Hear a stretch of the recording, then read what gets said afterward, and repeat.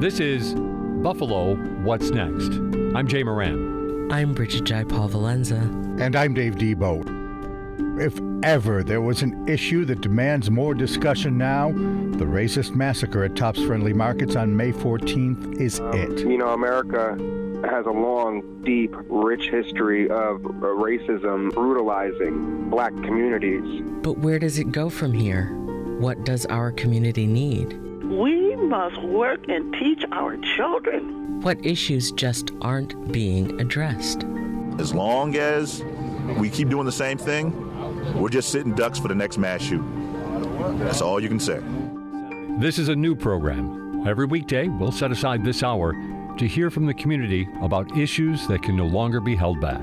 We need to make a concerted effort in our nation, in our institutions, and yes, in our families. Hello, you're listening to Buffalo What's Next, where we are having real conversations about racism and the practices that led to the Tops Massacre and what can be done to remedy the situation.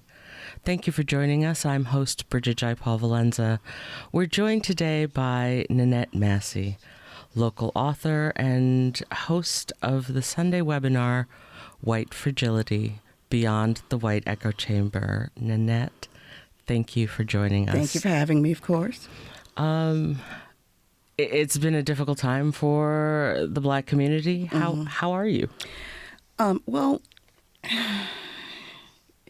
it is hard to describe how I am how I'm feeling honestly, because I live a half mile away from that supermarket, and it was later brought out that his plan, if he'd gotten past the supermarket, was to ride up Jefferson Avenue shooting at people. And I live a half mile away from there. And I used to, when I was younger, and I heard in history class, we talked about lynchings and other indiscriminate acts of violence and unfairness towards Black people. I used to wonder, how did Black people just walk around living when all of that was going on? And how did white people see that going on and go to church on Sundays? And I have my answer to that now. And that is, it is a delicate balance of ambivalence between hope and absolute fury. And for Black people, people were asking me, how are you feeling? How are you feeling? I said, you know what? There'll be another one soon. I can't afford to break down. Right. I can't. I got to hold it together for the next one. Right.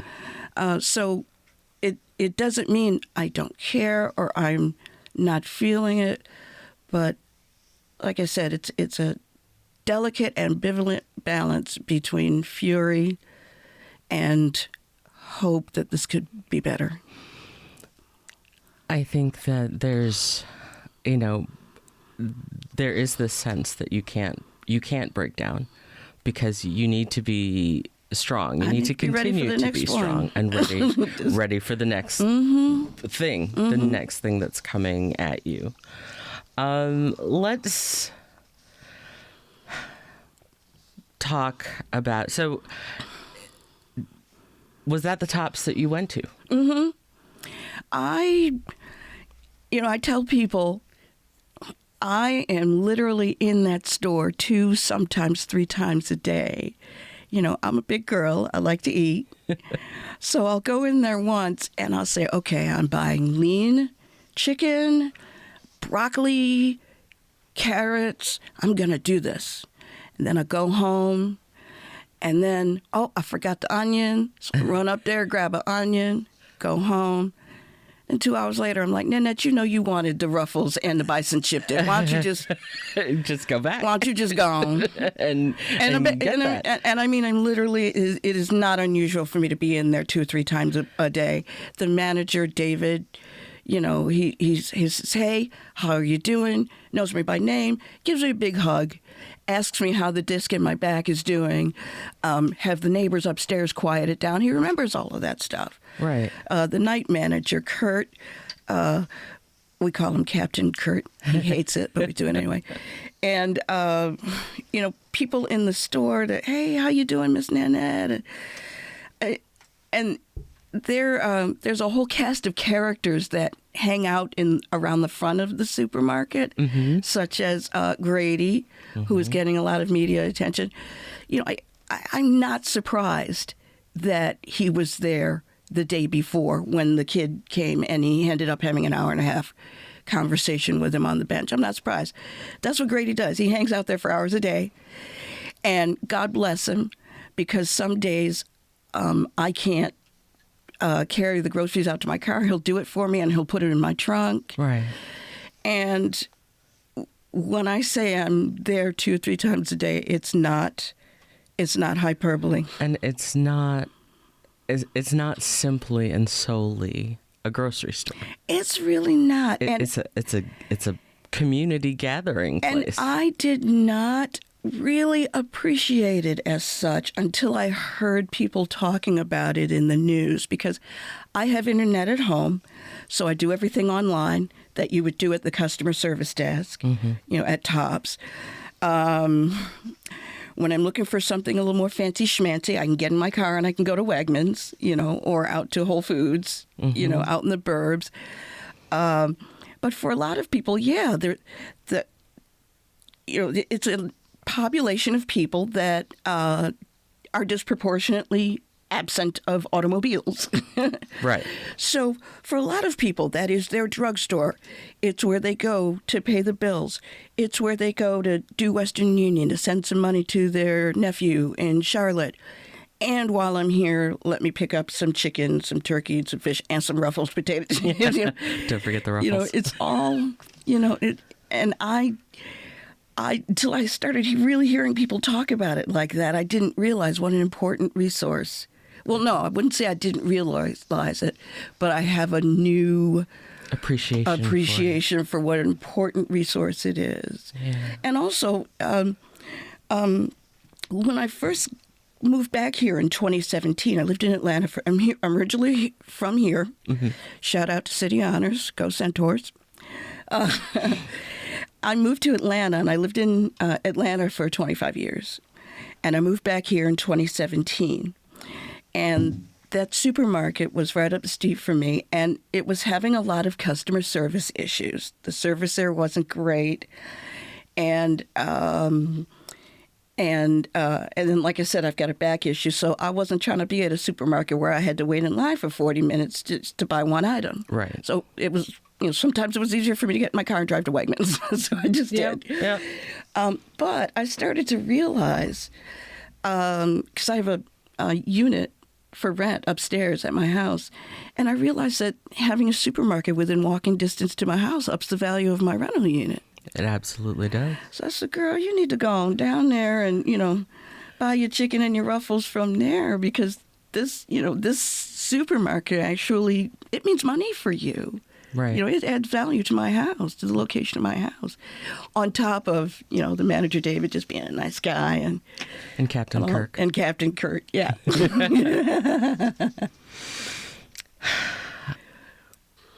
Do you see the tragic events as a way now to have that no-holds-barred conversation about racism?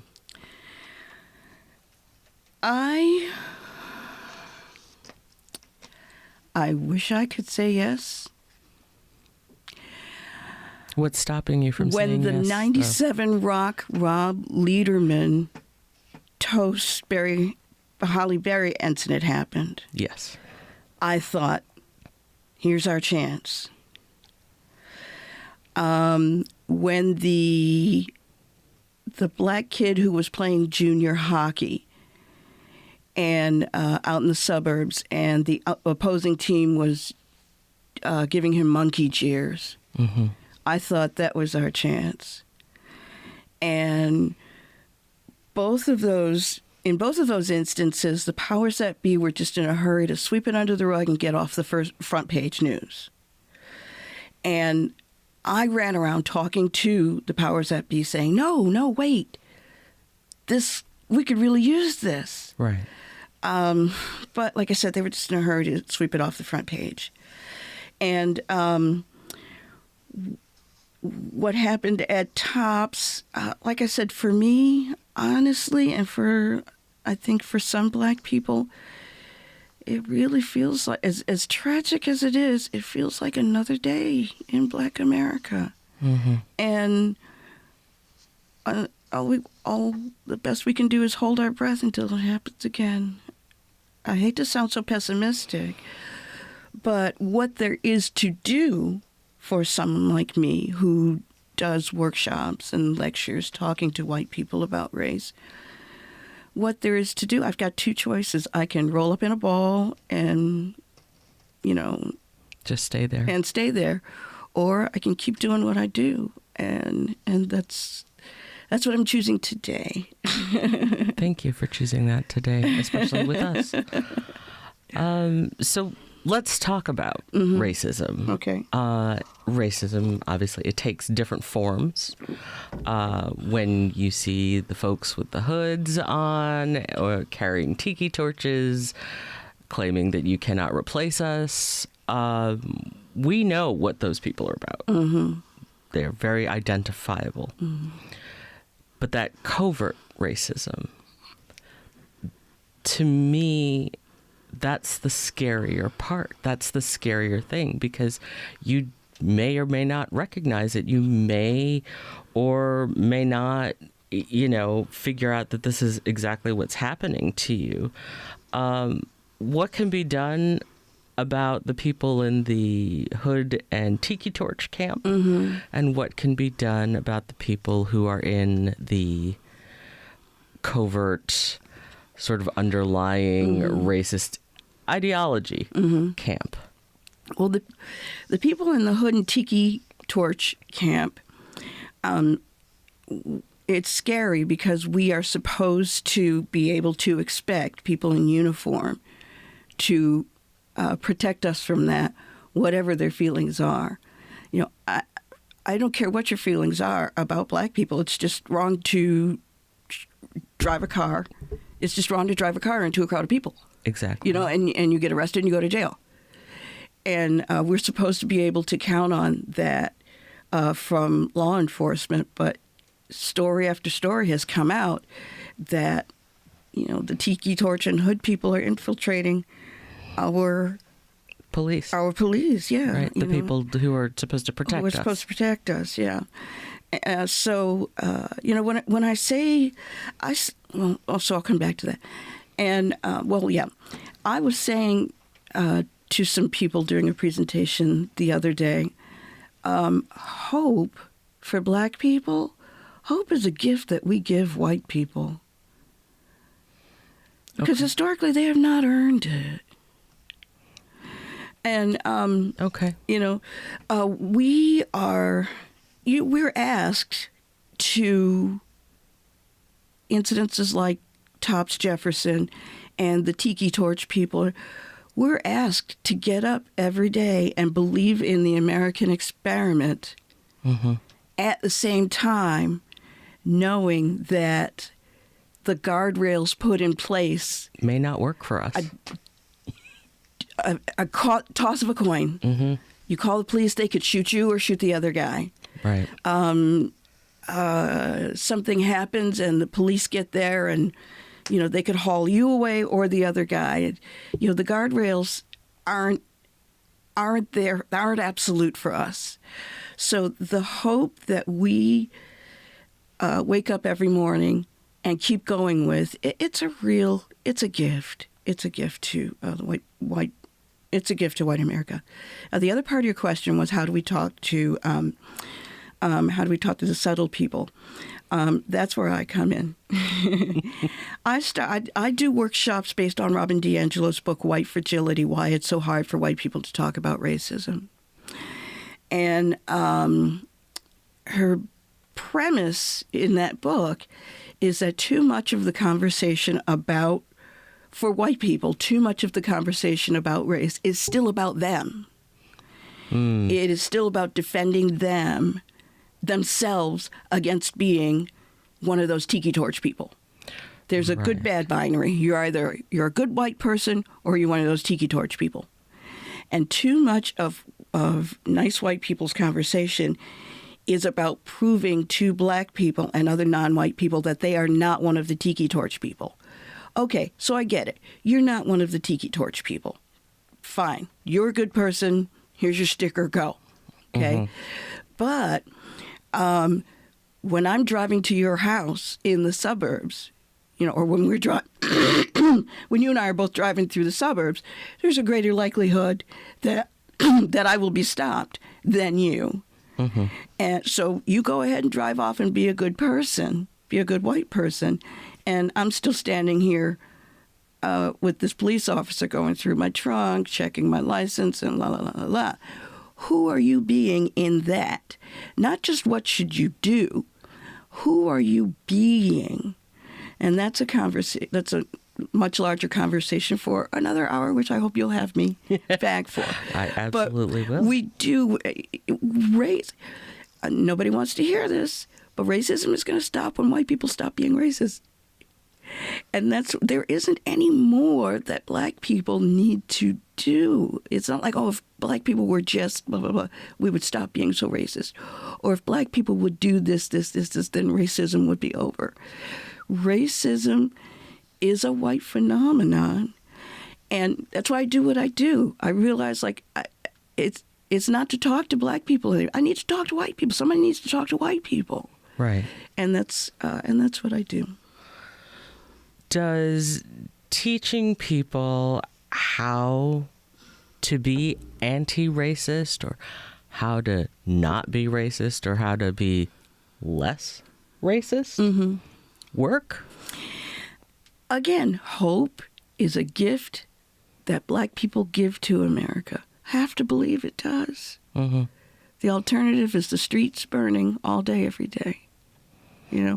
And I have some success stories.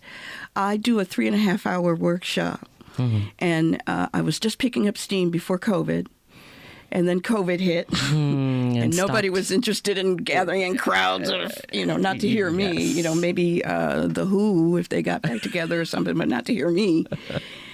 So I went online and I was doing a regular 1.5-hour Zoom session on Sundays that I called Moving Beyond White Fragility, or Beyond the Echo Chamber is what I call it. That's another thing. White people need to stop being among themselves talking about racism. It's like a bunch of 13-year-old boys with a stack of Playboy magazines thinking they read them and talk. Now they know what there is. Now they know how to talk to girls. They know everything about everything. No. First time they go talk to a girl and say something they learned out of that, they're going to get smacked. Right. So there are that's one quirk I have. There are too many white people who are in all white affinity groups talking about how to get over racism, and you just I don't mean to down them altogether, but you just can't do that. You need, if you don't know anything about math, you don't get together with a bunch of other people who don't know anything about math, grab a textbook, and the rest of you follow it, figure it out. You go get a math teacher. It's not so hard. But anyway, so we were talking about talking to white people. So I went online, and on Sundays I was doing a regular thing, and surprise, surprise, I built up a huge audience from across the country. I'm not real tech savvy, so I wasn't smart enough to see ahead that would happen.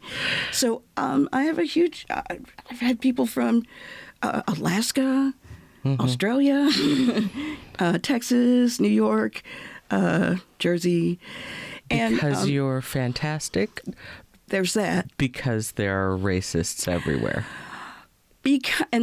Back to why did I start doing this? Because I believe that there are sincere white people who see what's happening with racism, and they want to know what to do and what to say and how to be a part of the solution. And they honestly just don't know how. Right. And I saw that, like I said, white people talking among themselves is just sends it around in circles and circles. And I found that white people needed a black person who has the patience for stupid questions, air quotes, but really understands that they're coming from a good place and they really do want to know. Right. And that's my audience. And that's why I attract so many people, too, because they really do. They get it. I'm coming from a good place. But I might be a little rough around the edges. You can ask me anything, but I'm coming straight. Right. My people are getting shot and killed. I'm coming straight. It's time to talk. Right. No, we're past racism, intro to racism now. We're in 102? Yeah. 103. And here's a story I wanted to tell. There is a woman named Shelley who is one of my regulars on Sundays. I'm not doing them every Sunday anymore, but I do them occasionally on Sundays. And I can't remember where she's from. But the first time she came to one of my sessions online, I sent an email out about whatever I was doing the next week. This was a white woman. She sent me back an email saying, "Oh, no, you are just too harsh. You don't like white people. And, if you changed your message, maybe more white people would listen to you. And I'm never coming back."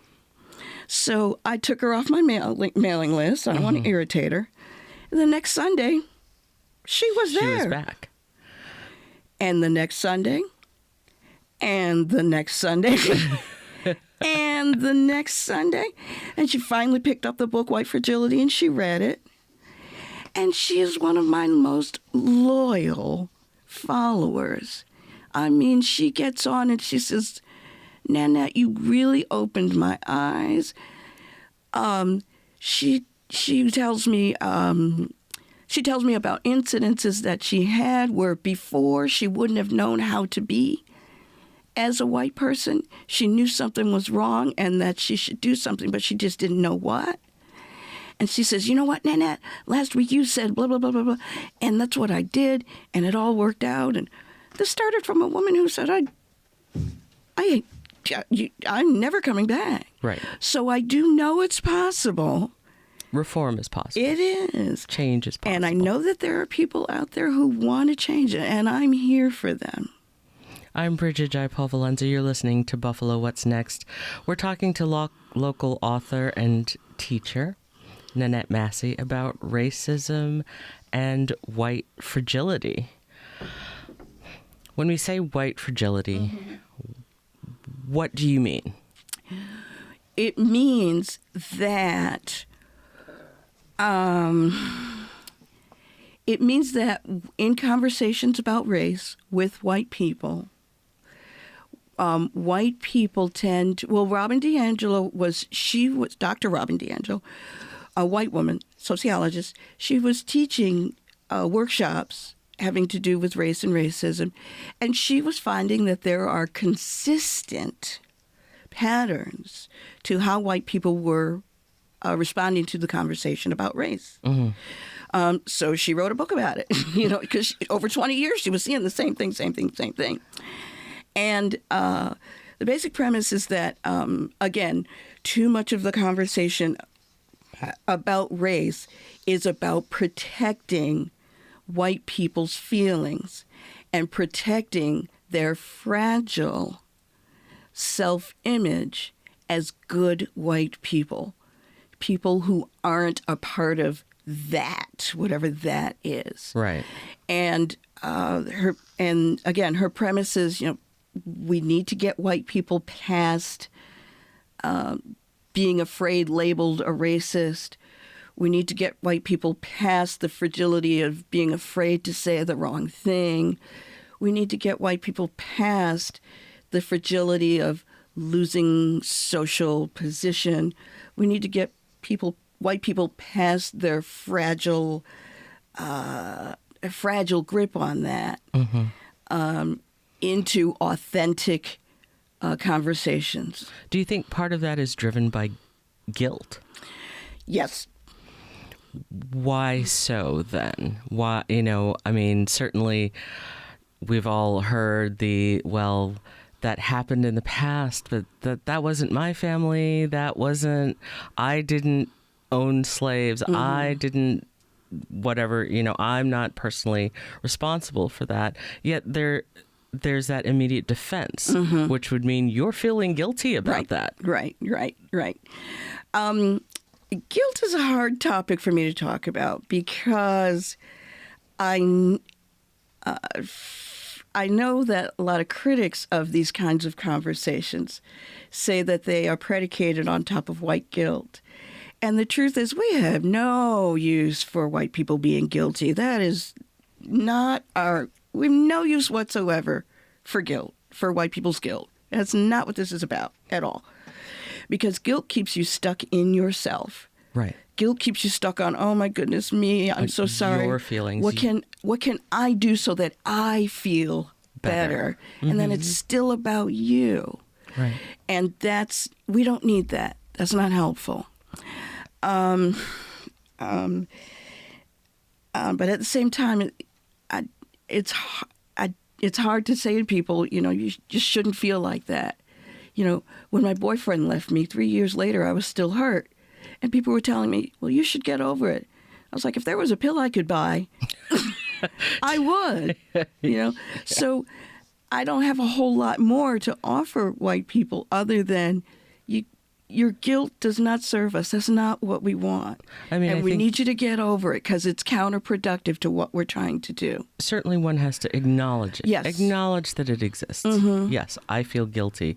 You might even examine why you feel guilty. But that also should not be a barrier to moving yourself forward, moving conversations forward, right? And being able to assist, to be a good ally, to help. One I don't think should ignore things like that per se, but it also isn't a barrier. Yeah, I want to go back to that question. You were talking about the whole set of people who say, well, my ancestors never owned slaves, and my parents worked for everything they have. One of the examples that I'd like to use is 1960, I want to say 64, when, I can't remember his name, a black man was trying to enroll at Ole Miss University. He was a war veteran. He was everything that white America tells us, if you do these things, you're in the club. Right. And he went to enroll at Ole Miss, and the National Guard was called out. The governor was on the phone with the president. There were 2,000 people. I want to say there were 3 deaths. This is the might. The case had gone out. He went all the way up to the Supreme Court. The Supreme Court said, you have to let this man into this college. This is the might that the America that we get up, black people get up every morning and try to have hope about. This is the might that they put behind just one black man trying to enroll in college in 1964. Right. So what I say to white audiences is, I always say, a lot of my audiences are older. So I ask people, how many of you were in college in the 1960s or early 70s? They raise their hands. And I tell them, so what we're saying is the government made space for you. Unless you're top 5 in your class, the government made space for so regular, I don't want to say mediocre, but that's the word that comes to mind, white people to have space in college and exclude competition, the whole pool of competition of black people. So if you went to college in the 60s, you, as a white person, you were a beneficiary of affirmative action. Right. So this isn't about who owned slaves or not. This is about your parents got a leg up at something my parents didn't even it wasn't even on their radar. Didn't consider. Wasn't even on their radar. Right. And that's this, and that lives. What I want why people understand is when you're talking to another Black person in your age, that lives in the conversation between the two of you. You know, what was made not available to them and their family and their back progeny as Black person, that lives in the conversation between the two of you. And as a white person, you're standing there just talking, and and the Black person's going, that land your grandfather, built that big business on. They stole that from my grandfather. Right. And that trauma stays with you. And now you're standing here telling me, well, if you just acted different, talked different, if whatever. you just give back the land my grandfather, if you just give me 1/10 of the value of that land, how about that? Right. Right. And that lives in the conversation.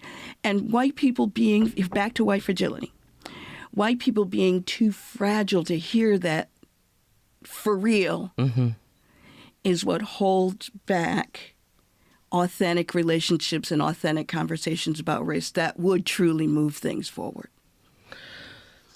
How do you feel about reparations then? Wow, you opened it up.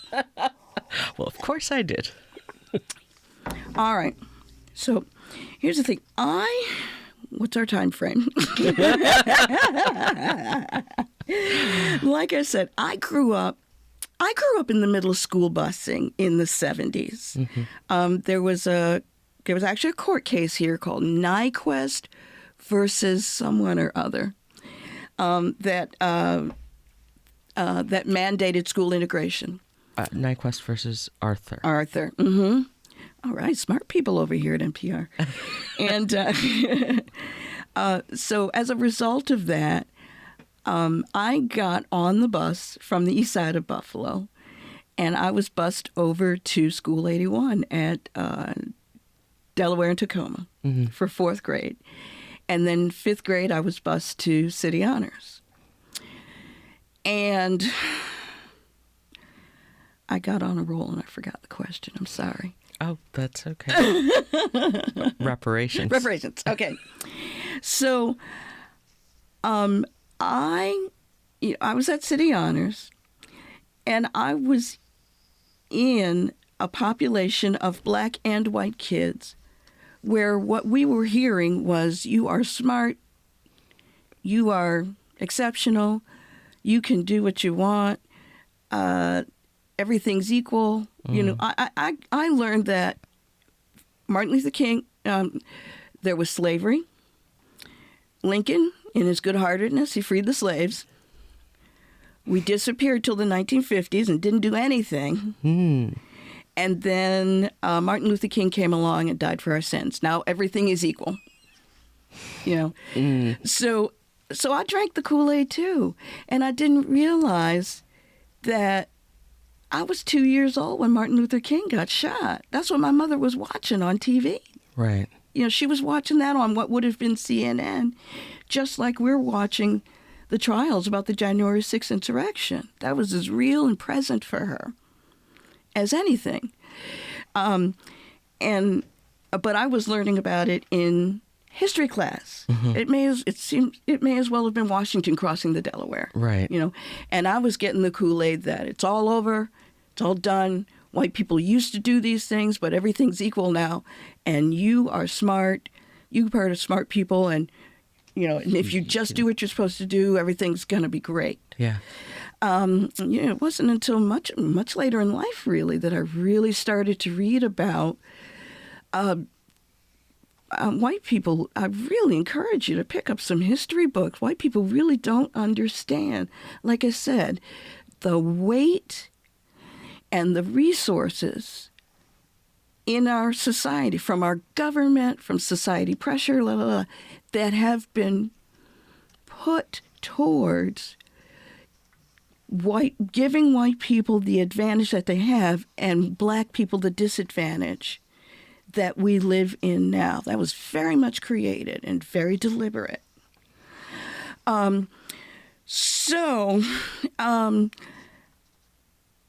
do believe that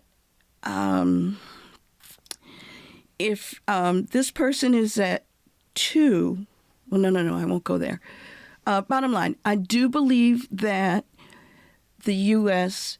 certainly owes for its treatment of non-white people historically. However, I would settle for white police to just stop shooting us and for truly fair public education. Truly fair. Because when I say truly fair, what I mean is if these people are at 1 and these people are at -3, to get up to 2, these people are going to need 1, and these people are going to need 4. Right. And I'm sorry, that's fair. Right. That is fair. Because it brings everyone to at least a level playing field. But, like I said, nobody's going to go for that. I know that.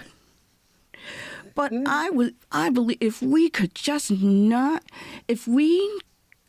black people could just have the security of those bumpers that are supposed to keep us safe, we could have the security of knowing that when we deal with an officer of the law, we're going to get a fair shake. If we could get that one thing, and then the other thing, really, really targeted public school education. If we could get those 2 things, we could do the rest on our own. Mm-hmm. We could make up that -3. We could do it on our own. If the powers of white supremacy just got out of our way, if we could just get that, that's reparations enough for me. Right. On my soapbox here. That's okay, as long as it's a comfortable soapbox. I want to mention my webpage real quick. Okay. NanetteMassey.com. That's NanetteDmassey. And for those of you listening, I have done a lot of work with lots of progressive white people. I really want to send out. I really want invitations from populations in Buffalo, white populations in Buffalo, who are still saying, well, my parents didn't own slaves. What are you talking about? Right. So, South Buffalo, I'm calling you out, and, other suburbs that have, like that one black neighbor, so they think that they're integrated. I want to talk to y'all. And I encourage you to get in touch with me. What do you have to say to exhausted people of color, exhausted black people who are put in the position of having to constantly have these conversations with white folks about racism and inequity and unfair practices? What is your advice to them? Wow. Okay.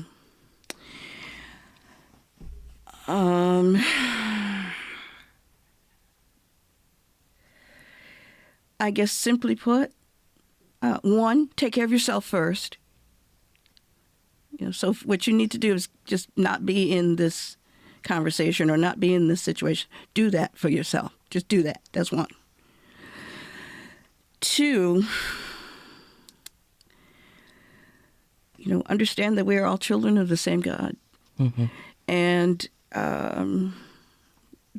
these are people who they're working it out. They're working it out. It's exhausting. It is exhausting. 1, like I said, take care of yourself. So if you just don't have it right now for this, just go have you some chamomile, and just let these people be and accept them for who they are. And so here's the other thing: there are people who want to be in this conversation. So those who don't, let them be. Let them be for now, because you are exhausting all your energy on the wrong people. There are people who really do need you and who really do want to understand, and they don't know how, and they don't know they can come and talk to you. Right. Look for those people. And the people who it's not their time, let them be. Let them be. With any luck, the bumpers of society will handle them. With any luck. What would you say is the most difficult conversation you have had with someone about race? The most difficult.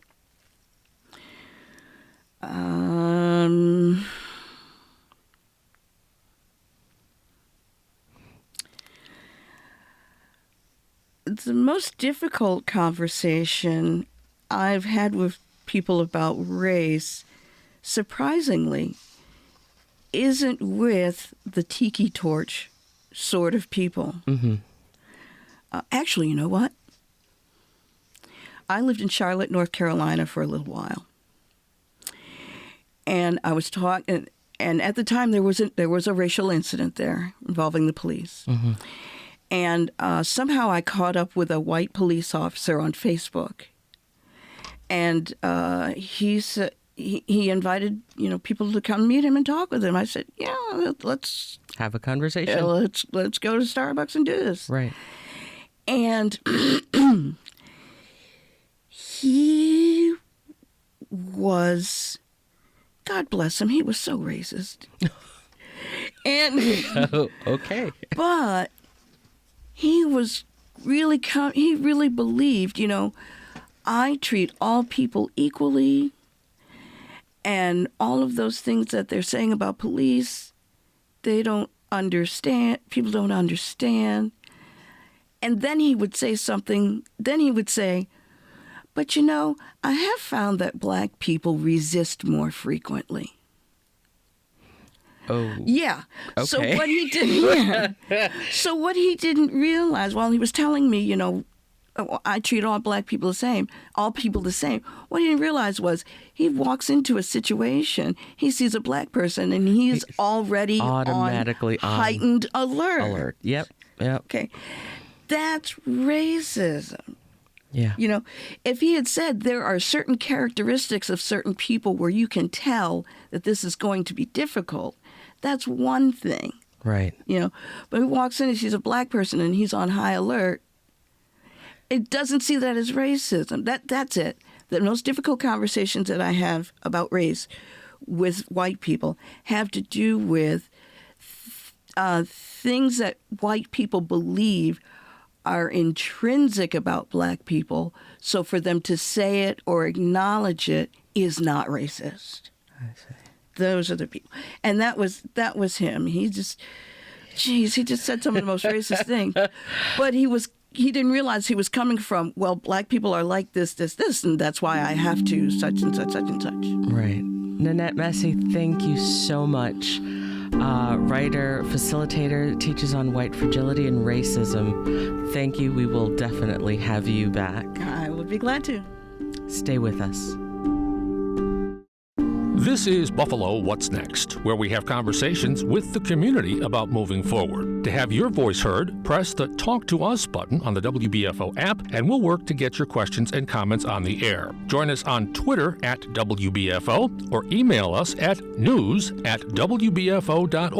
Together, we'll have the conversations that are needed. This is WBFO, your NPR station. Your thoughts and prayers are not enough. This is Dave Debo. In these early days of this program, we've brought you heartfelt conversations. But it's also going to take whites to release some control. If we're going to say Buffalo Love and Buffalo Strong and we're going to hashtag it, then what are we doing in action? Having a gun or access to a gun is not what led this shooter to pick the 14208 zip code. Twice this past week, such sentiment was actually taken to the halls of the U.S. Capitol. Just yesterday, in testimony before the House of Representatives, Zeneta Everhart spoke of her son, Zaire Goodman, who was shot in the neck by the TOPS gunman. The 18-year-old terrorist who stormed into my community armed with an AR-15 received a shotgun from his parents for his 16th birthday. For Zaire's 16th birthday, I bought him a few video games, some headphones, a pizza, and a cake. We are not the same. And 2 days earlier, before that, on Monday, Garnell Whitfield testified before the U.S. Senate Judiciary Committee and told them of the loss of his mother, Ruth, at the hands of the TOPS gunman. To discuss all these issues is certainly one thing, but to bring these two voices of the community in their entirety from the U.S. Capitol, unedited, has as much value as really any discussion we could bring you. And so on this program, we're giving you fodder to talk about in future days, but let's also gather together to listen to their testimony from Washington, beginning with former Buffalo Fire Chief Garnell Whitfield. To the members of this honorable body, on behalf of all of the victims who were murdered or injured on May 14th and their families, we sincerely thank you for the opportunity to speak to you today. And though I will be sharing with you some of my family's memories about my mother and the devastation her murder has wrought upon our family, the truth is that I'm speaking on behalf of all of the victims and their families. Mrs. Ruth Whitfield was my mother. She was literally and figuratively the heartbeat of our family and my father's soulmate for 68 years. She was the person who held us together, probably just like your mothers did for your families. What I loved most about her was the way she loved her family unconditionally, sacrificing everything for us. She visited my father at the nursing home where he's lived for the past 8 years almost every day, including on the day she was murdered, to ensure that he got the care that he needed from the nursing home and to supplement that care with their own personal and loving touch. Our lives are forever changed, forever damaged by an act of profound hate and evil. And nothing will ever take away the hurt, the pain, or the hole in our hearts. For her to be murdered, taken away from us by someone so full of hate, is impossible to understand and even harder to live with. But we're more than hurt. We're angry. We're mad as hell because this should have never happened. We're good citizens, good people. We believe in God. We trust in God. But this wasn't an act of God. This was an act of a person. And he did not act alone. He was radicalized by white supremacists. His anger and hatred were metastasized like a cancer by people with big microphones in high places screaming that black people were going to take away their jobs and opportunities. Every enforcement agency charged with protecting the homeland has conducted risk and threat analysis and determined that white supremacy is the #1 threat to the homeland. And yet, nothing has been done to mitigate it or eradicate it. We're people of decency. We're taught to love even our enemies. But our enemies don't love us. So what are we supposed to do with all our anger and all of our pain? Do you expect us to continue to just forgive and forget over and over again? And what are you doing? You're elected to protect us, to protect our way of life. I ask every one of you to imagine the faces of your mothers as you look at mine, and ask yourself, is there nothing that we can do? Is there nothing that you personally are willing to do to stop the cancer of white supremacy and the domestic terrorism it inspires? Because if there is nothing, then, respectfully, senators, you should yield your positions of authority and influence to others that are willing to lead on this issue. The urgency of the moment demands no less.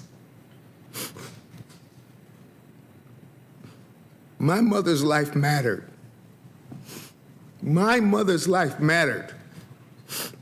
And your actions here today will tell us how much it matters to you. Thank you. Garnell Whitfield Jr.'s testimony before the U.S. Senate Judiciary Committee on Monday. Whitfield's mother, Ruth, died in the shootings.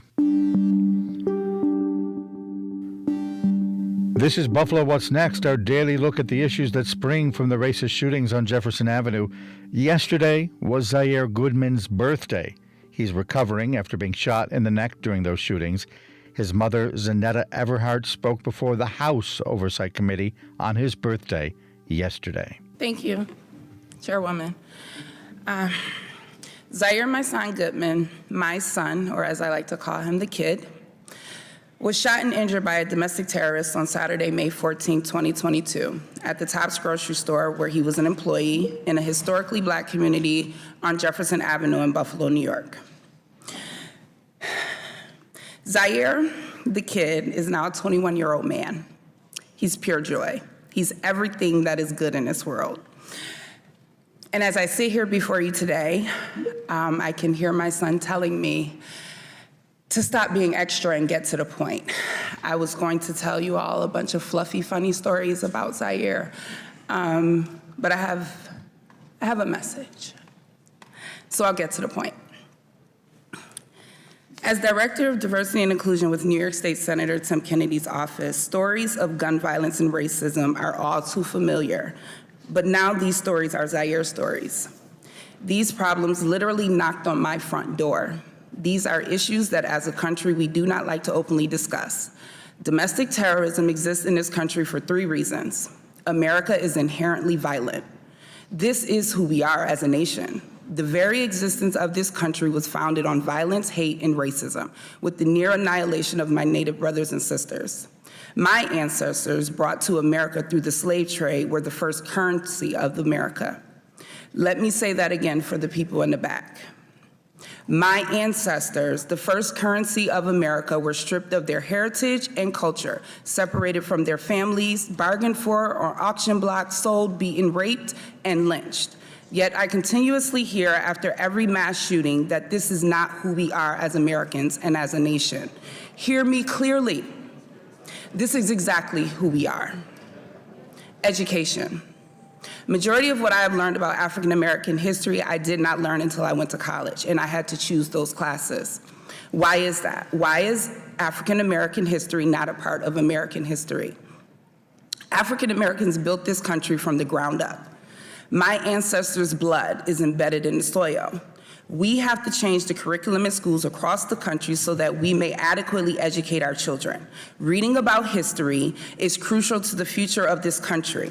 Learning about other cultures, ethnicities, and religions in schools should not be something that is up for debate. We cannot continue to whitewash education, creating generations of children to believe that one race of people are better than the other.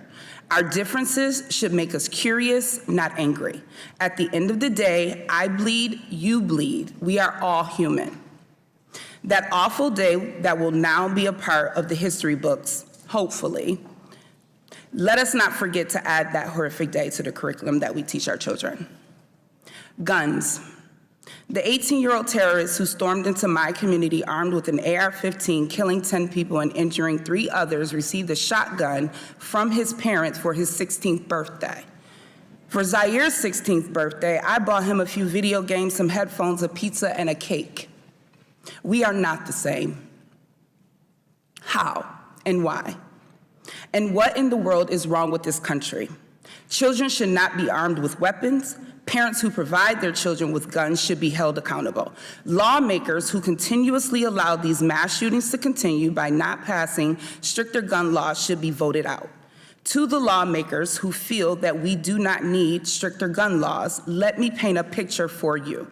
My son, Zaire, has a hole in the right side of his neck, 2 on his back, and another on his left leg, caused by an exploding bullet from an AR-15. As I clean his wounds, I can feel pieces of that bullet in his back. Shrapnel will be left inside of his body for the rest of his life. Now I want you to picture that exact scenario for one of your children. This should not be your story or mine. As an elected official, it is your duty to draft legislation that protects Zaire and all of the children and citizens in this country. Common sense gun laws are not about your personal feelings or beliefs. You are elected because you have been chosen and are trusted to protect us. But let me say to you here today, I do not feel protected.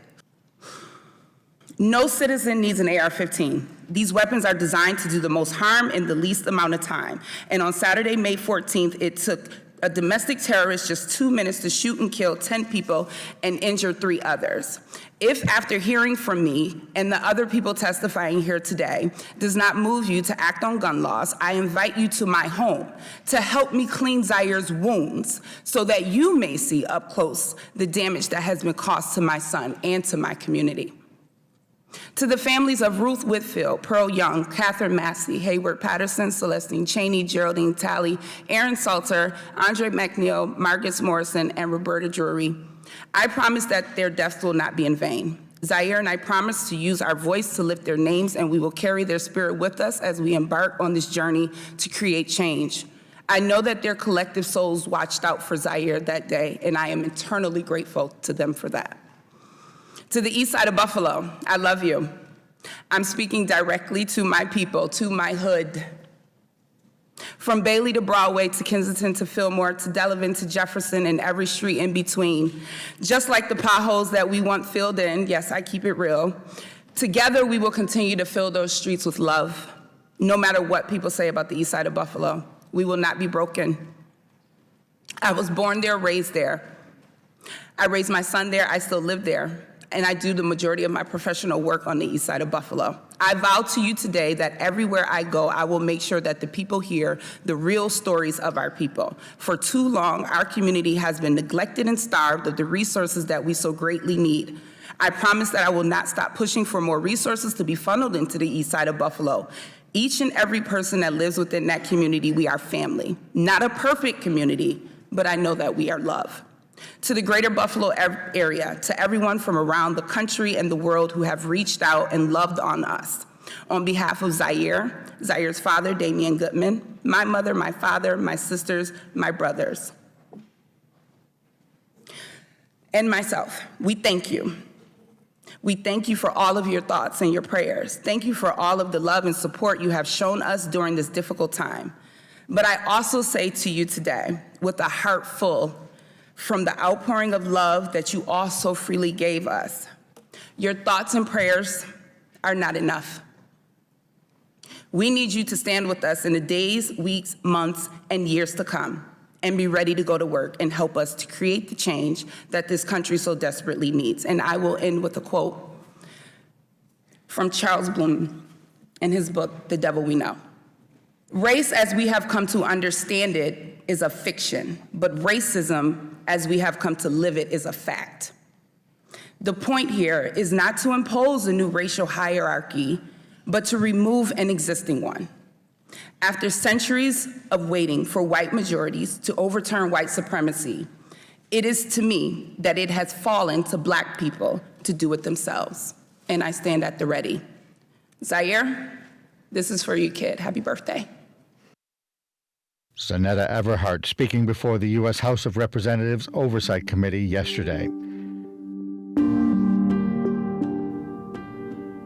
And that's this episode of Buffalo What's Next. It's a program that unapologetically confronts the reasons why the May 14th mass shootings occurred in Buffalo and what role each of us can play in solving the problems that caused it. If you missed any part of the program today, including earlier conversations with Harper Bishop of Push Buffalo and author Nanette Massey, who teaches on white fragility, remember, this program is a podcast. You can certainly subscribe.